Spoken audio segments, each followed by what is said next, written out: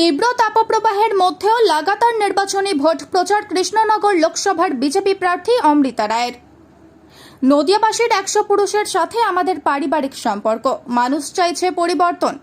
আগামী লোকসভা নির্বাচনে জয়যুক্ত হলে প্রধানমন্ত্রী নরেন্দ্র মোদী 100 প্রকল্পের কাজ আমাকে রেডি রাখতে বলেছে। আর সময়ের অপেক্ষা, 4 জুন পরিষ্কার হয়ে যাবে এই লোকসভা কেন্দ্রে কে জয়লাভ করবে। নদিয়ার কৃষ্ণনগর লোকসভা কেন্দ্রের ভীমপুরে নির্বাচনী ভোট প্রচারে বেরিয়ে এই কথা বললেন বিজেপি প্রার্থী অর্থাৎ কৃষ্ণনগর রাজবাড়ির রাজু বধূ অমৃতা রায়।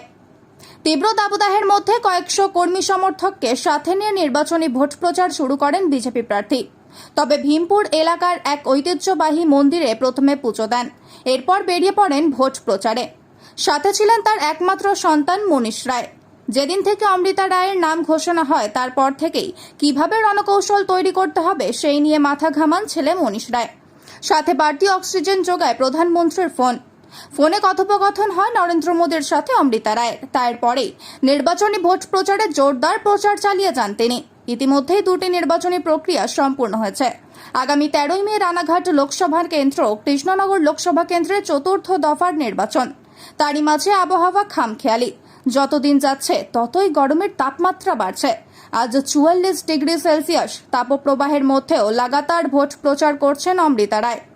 যদিও ভীমপুর এলাকার মানুষ তাকে কাছে পেয়ে আপ্লুত।